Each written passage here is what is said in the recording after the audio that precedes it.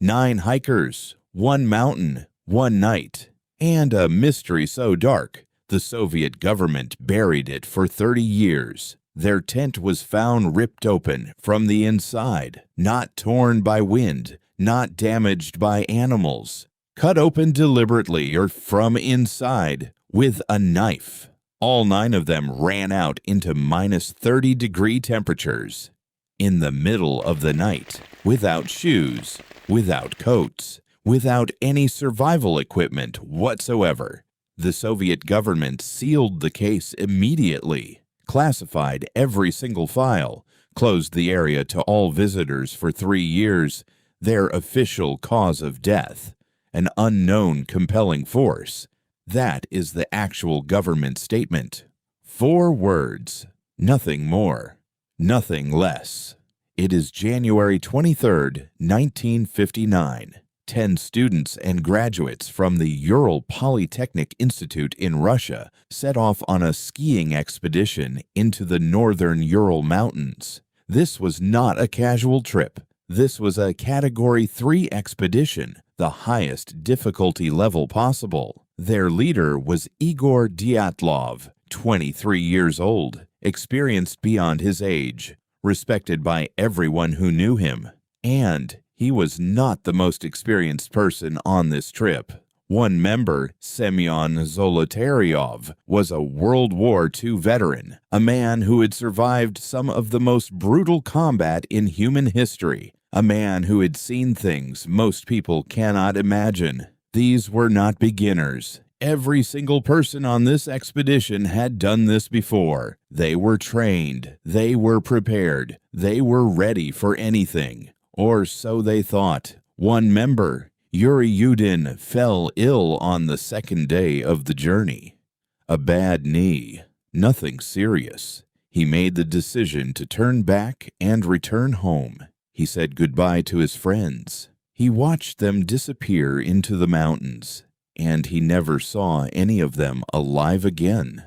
Yuri Yudin was the only survivor, not because he was stronger or smarter or luckier, simply because his knee hurt on day 2. He spent the rest of his entire life, decades, trying to find out what happened to his friends on that mountain. Investigators refused to speak to him. Files were classified. Doors were closed. He died in 2013 at 75 years old, without ever receiving a single answer. For the first week of the expedition, everything was completely normal. They hiked, they camped, they took photographs. Those photographs were later recovered from their cameras, still intact, still developed. And what they showed was a group of friends having the time of their lives, laughing around campfires, playing in the snow, smiling at the camera. 9 people who had absolutely no idea what was coming. Then came February 1st. They set up camp on the slope of a mountain called Kholat Syakhl in the local Mansi language, a language spoken by the indigenous people of that region for centuries. Kholat Syakhl has one translation, Dead Mountain. They chose to camp on a mountain called Dead Mountain, and the Mansi people, who had lived near this mountain their entire lives, refused to go anywhere near it. They had been refusing for generations. Long before 1959, long before any of this happened, sometime between 9 p.m. and midnight on February 1st, something happened. We do not know exactly what. We do not know exactly temperatures. What we know is the result. Something, whatever it was, they left behind 9 pairs of shoes, rational adult human beings, the tent to take a 9 people, and not one of them thought to grab their from the inside. Not one of them grabbed a coat, run out into a blizzard. Not one of them took any minus 30-degree temperatures of any kind into complete darkness as fast as they could. Away from whatever was 9 pairs of shoes, or outside, all of them, that inside the tent. Think about that for a moment. Not one of them thought to grab their shoes. Not one of them grabbed better than almost not anyone. One of them took what any survival equipment of any kind human body without protection, as they knew exactly what they were running away from whatever was inside, and they ran anyway. Or outside, whatever they were running from, they were more afraid of it than freezing to death. 25 days passed. The group was overdue. A search party was dispatched. On February 26th, rescuers finally reached the camp on Dead Mountain. What they found would be studied, debated, and argued over for the next 65 years. The tent was half buried in snow, and it had been cut open from the inside. The searchers could see the knife marks, deliberate cuts. Someone inside that tent had been in such a hurry, in such terror, that they could not wait to unzip it. They cut through it and ran. Inside the tent, food still on the plates, shoes lined up neatly, personal belongings untouched. Whatever made them run, they had been in the middle of a normal evening, and then something changed everything in an instant. Group walking away from the tent in an organized manner, almost calmly at first. And then the footprints simply stopped in the middle of the slope, as if 9 people had simply ceased to exist, vanished into the frozen air of a Russian mountain. 2 bodies were found first, near a large cedar tree, approximately 1.5 kilometers from the tent. They were dressed only in their underwear. Their hands were burned and damaged. Evidence showed they had been trying to climb the tree and grab burning branches to use as fire. The fire they managed to build was small, pathetically small, not nearly enough to survive a Russian mountain winter. But here is what investigators found deeply disturbing. They stayed by that fire. 2 experienced mountaineers who knew exactly how to survive in these conditions stayed by a fire that was killing them rather than walk back to their tent. A tent that was only 1.5 kilometers away. Something was between them and that tent. Something that made freezing to death the better option. Igor Dyatlov, the group's leader, was found on the slope between the cedar tree and the tent. Frozen solid, his arm was raised, reaching toward the tent, like he had tried to crawl back, like he had spent his final moments trying to reach it, and died, arm outstretched, still reaching. The last 4 members of the group were not found until May, 3 months later, buried under 4 meters of snow in a ravine not far from the cedar tree. And what the autopsies revealed on these 4 bodies is what transformed this case from a tragic mountaineering accident into one of the most disturbing unsolved mysteries in modern history. One victim had suffered catastrophic skull fractures. The forensic analysis was precise. The force required to cause those fractures was equal to the impact of a high-speed car crash, but his skin, completely undamaged. No cuts, no bruises, no marks of any kind on the outside. Whatever crushed his skull with car crash force left absolutely no trace on his skin. 2 other victims had their ribs broken, not on one side, on both sides simultaneously. Multiple fractures, bilateral compression. The kind of injury you might see if someone had been caught in an industrial press. And again, skin completely intact, no external wounds, no explanation. Forensic experts who examined the bodies testified that no human being could have inflicted these injuries. The force required was simply beyond what any person is physically capable of producing. Whatever caused these injuries, it was not human. And then there is Lyudmila Dubinina. Her tongue was missing. Her eyes were missing. Her lips were missing. Not damaged, not injured, missing, removed. And around her body, in the snow, not one single drop of blood. Forensic teams searched the area carefully. Nothing.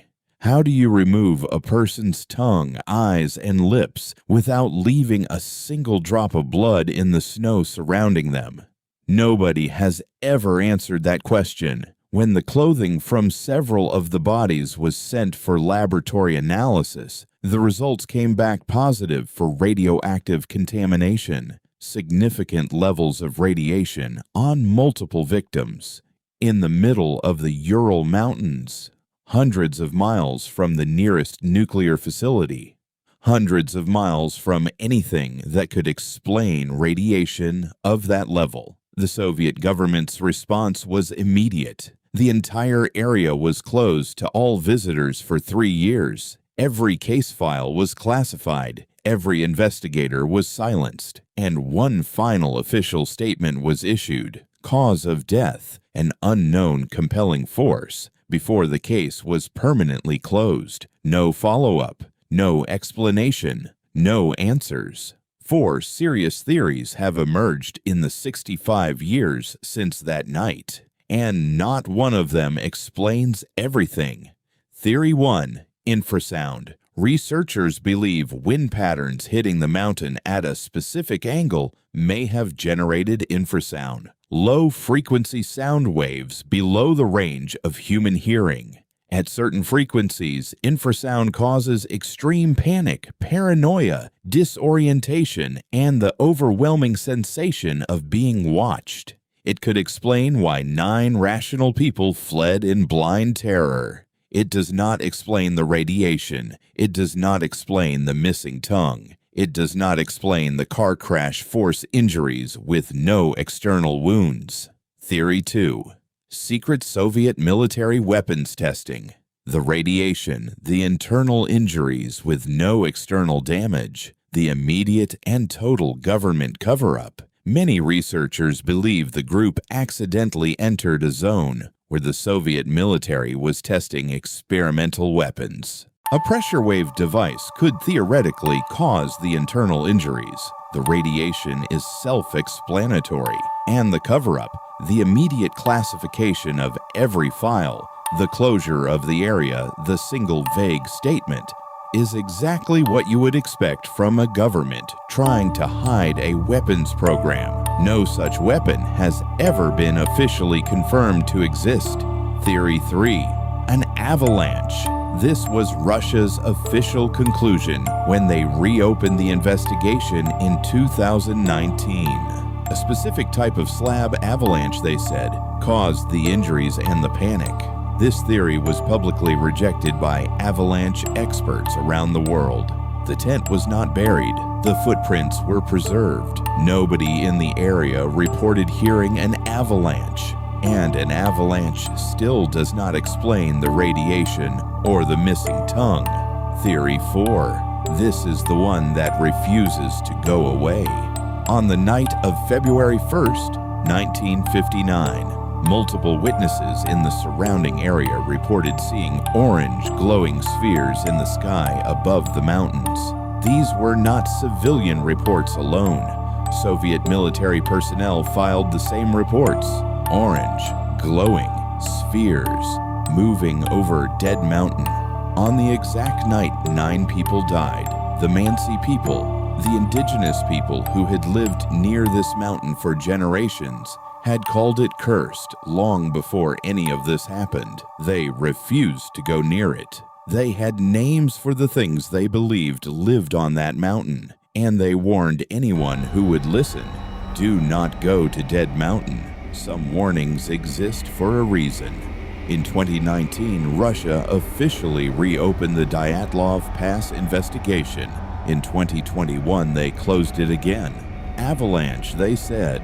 The families of the 9 victims rejected the conclusion. Independent researchers rejected it. Forensic experts rejected it. And the original 1959 case files, after 65 years, remain partially classified. Some pages have never been released to the public. Some pages may never be released. Whatever those 9 people encountered on that mountain on the night of February 1st, 1959, it was worse than -30 degrees. It was worse than certain death. It was bad enough that trained, experienced, rational human beings chose to run barefoot into a blizzard rather than face it. We still do not know what it was. Yuri Yudin, the only survivor, made one final trip to the Dyatlov Pass before he died. He stood at the spot where his friends were found. He stood there in the cold of the same mountain that had taken everything from him. And when asked what he wanted, after decades of searching, after a lifetime of unanswered questions, he said just one thing: "I just want to know what they saw that night." He never found out. Subscribe to Silent Mystery World. We cover the